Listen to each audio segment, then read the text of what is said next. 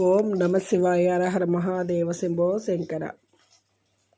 కార్తీక పురాణం 2వ అధ్యాయం 2వ రోజు పారాయణ.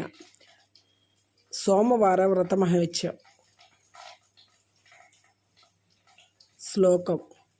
ఓమితాక్షరం బ్రహ్మ వ్యాహరంతి త్రయసిహ తస్మై తారాత్మనే మేధ దక్షిణామూర్తియే నమః.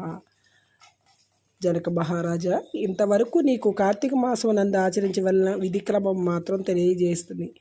కార్తీక మాసంలో సోమవార వ్రతమునకు ప్రత్యేక ప్రాముఖ్యం కలదు.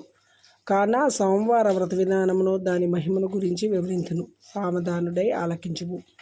కార్తీక మాసంలో సోమవారం శివునికి అత్యంత ప్రీతికరమైన రోజు.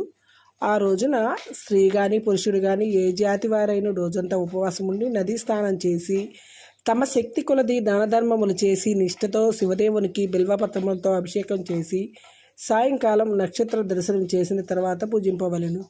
ఈ విధముగా నిష్ఠతో నుండి ఆ రాత్రి అంతయో జాగరణ చేసి పురాణ పట్టణం నుంచి తెల్లవారుజామున నదికి వెళ్ళి స్నానం ఆచరించి తిలాదానం చేయవలను. అట్లు చేయలేని వారు కనీసం 3 బ్రాహ్మణులకైనా తృప్తిగా భోజనం పెట్టవలను, తాము భుజించవలెను. ఉండగలిగిన వారు సోమవారం 2 పూట్ల భోజనము కానీ ఏ విధమైన పలహారం కానీ తీసుకుని ఉండటం మంచిది.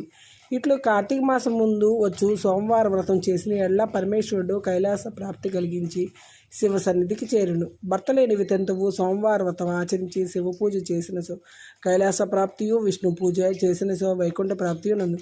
దీనికి ఉదాహరణగా ఒక ఇతిహాసం కలదు. దాన్ని నీకు చెప్పేదను, శ్రద్ధగా ఆలకించమను. కార్తీక సోమవార ఫలముచే కుక్క కైలాసం అందుట. పూర్వకాలము కాశ్మీర దేశంలో ఒక బ్రాహ్మణుడు కలడు. అతడు పురోహిత వృత్తిని చేపట్టి ఆ కుటుంబాన్ని పోషించుకుంటూ ఉండెను. అతనికి చాలా దినములకు ఒక కుమార్తె కలిగిన. ఆమె పేరు స్వాతంత్ర నిష్ఠురి. తండ్రి ఆమెను సౌరాష్ట్రియను దేశీయుడగు మిత్రసమ్మయ్యను సద్బ్రాహ్మణికిచ్చి వివాహం చేశాడు. ఆ బ్రాహ్మణ యువకుడు 4 వేదములు శాస్త్రాలు అభ్యసించేవాడై సదాచారపరాయణుడై ఉండేవాడు.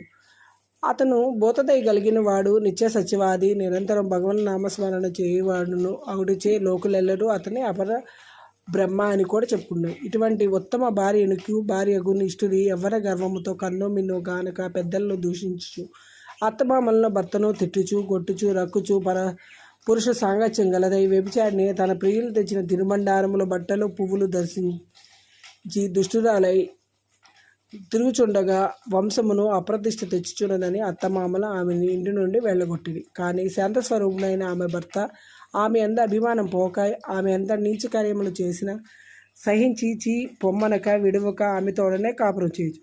కానీ చుట్టుపక్కల వారు ఆ నిష్ఠుడి గయాళతనానికి అసహించుకుని